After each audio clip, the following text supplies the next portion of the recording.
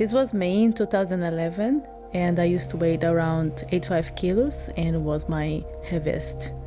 At this point, I wasn't very happy. I wasn't happy at all with myself. I felt I was trapped in somebody else's body, and I knew I had to change that because that wasn't me.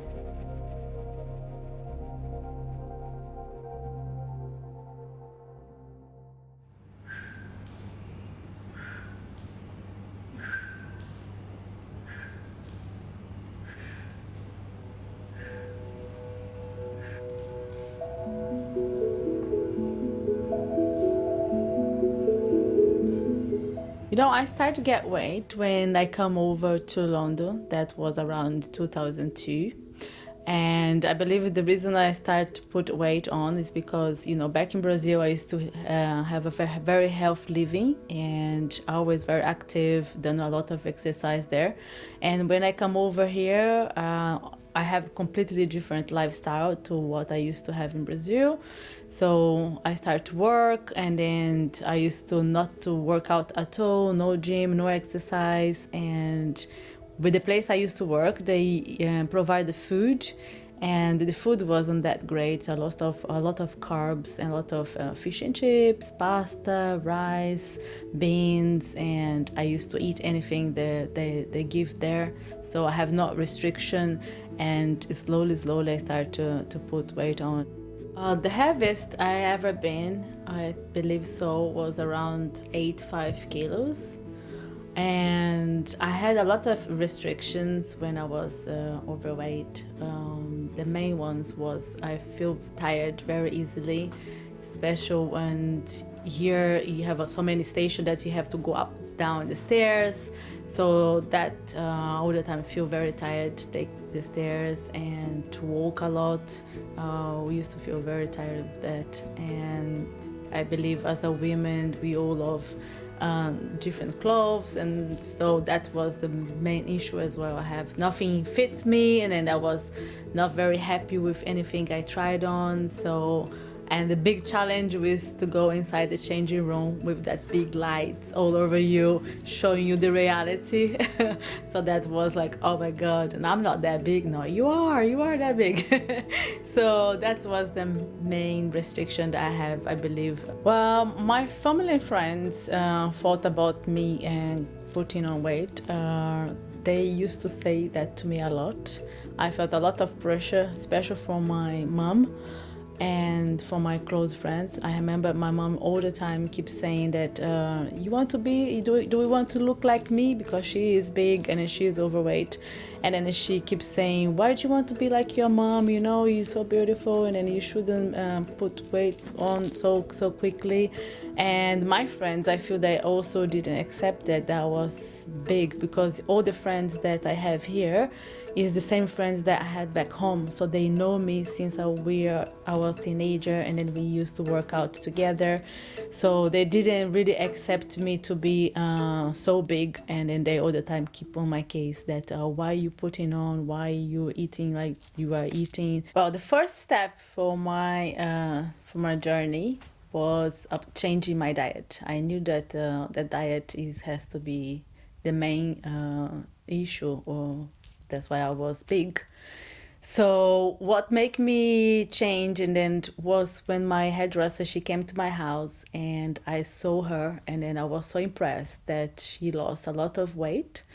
And that made me realize that was possible. When you see someone that have the same problem than you, and that person change, and you can see that is not thing that you only see in the magazines, on the TV, that is actually reality, that can be possible.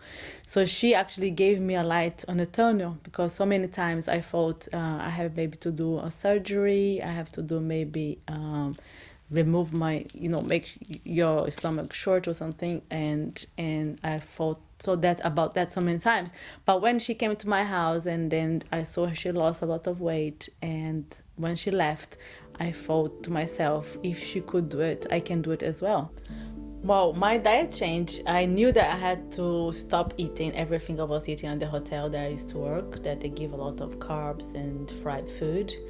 So I completely changed my diet by follow a few advice from my nutritionist friend, and she said, oh, you can replace your, let's say, breakfast to have porridge, or your lunchtime you can have like grilled chicken with vegetable and salad and brown rice, and in the evening the same, you know, fish with salad and small portions of brown pasta or brown rice, and more sweet potato, when even white potato I used to eat at the time at the beginning of my journey.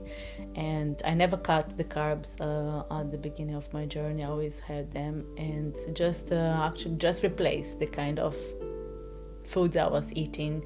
So leave behind everything I used to eat at the hotel, and then I started to take my own food to work every single day. So that's become a new routine that I had. Você começou, no primeiro bloco você falou que você começou... Pode começar, parar o que está fazendo I started to notice the difference, of course, in the scale was the first thing I started to notice, the difference. The numbers were changing every week. And with the clothes as well, they'll become a little bit more loose. And then also people reactions, every time they see me, they notice that I was looking slimmer, different. But after a while, let's say after I lost maybe 10 kilos, I stopped feel that I was losing any weight. And then every time I look at the mirror, I feel the same. I feel like I have lost 30 kilos, but I look at the mirror, I felt like I was still big. Took me a while to realize that I have lost 35 kilos and I'm a completely different person. I have different clothes, different size, and so it did affect me a little bit mentally, because I remember that my ex-husband used to mention a lot, oh, you done, you're too much, you're too skinny now, you lost everything. And then I couldn't see that. I used to look at the mirror and feel almost the same that I was at the beginning. But then with time, I started to realize that yes, I have lost weight. I couldn't believe what I have done, you know.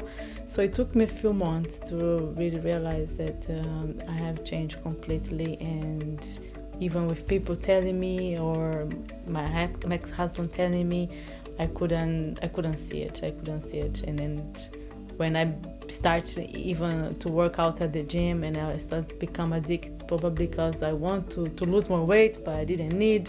It's a mixed feeling, you know. It's a completely different thing. But with time, I figured out, and then I said, yes, I have done, and I'm so proud of myself.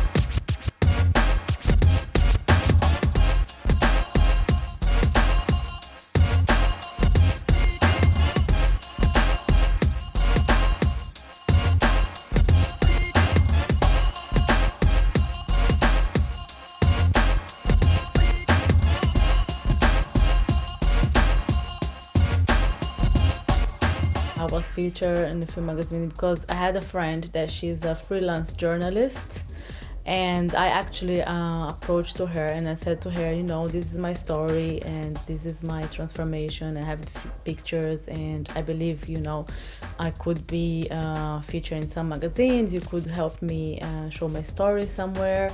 And then so she is the one that actually managed to get me to all the magazines that I've been, like Human's Health and Bella. There's some others magazines as well, Brazilian magazine that we have here in UK.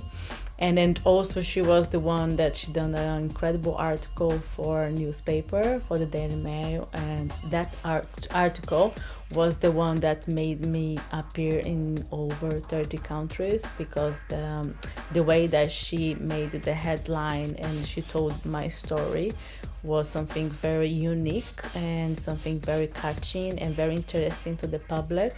So I was also featured Women's Health. I think that's the most important magazine I've been, and that was a great experience. It was the first time I had a proper professional photo shoot, because you're supposed to come to them, they take a photo of you, and I was featured with another 3 women, and we all had a transformation story. So it was a big article in the magazine, and we all had a photo shoot together. It was good fun, and yes, it was a brilliant experience. I have planned to motivate others and inspire others, and actually I'm doing that already. And I believe this is exactly the same way I was motivated by someone, and I saw the light at the end of the tunnel. I strongly believe that if other people see my story, see what I've been through and my experience, and they can also change their life, they can also transform their life as the same way that I did to mine. Our social media is amazing, it's great, because through there you have opportunity to reach so many people worldwide. And so from there I have so many people that message me from different parts, like India, they are from Brazil or Peru, Venezuela, all over the world. So that means that I know that I'm going to all these countries and I'm helping people all over different places. So that's the beauty about social media. You can be everywhere, anywhere, anytime, when you are, of course, in your own place. So that's amazing. I love, and then that's what motivates me every day to keep doing what I'm doing, that I know that I'm helping so many people, and men, women. I have message from teenagers, and it's no age restriction, it's no sex restrictions, it's different people, and it's amazing. And I love to receive the support as well. They send so many messages every day that saying, keep going, you've done great, I am looking forward every day to see your pictures, your exercise, I follow you, and it's so rewarding. People can find me in so many different social media, like Instagram, that is Angel Crickmore altogether. And they also can find me on my page, Facebook page is Angela Crickmore. My website is angelacrickmore.com, or my Twitter, that is Angela Crickmore, or they can follow me on a Snapchat, that they can see my daily exercise, my daily routine, and food and everything what I do. So this is all the platform they can find me. And then also they can email me, that is angela_201@msn.com. So there's so many ways to find me. I cannot hide anywhere.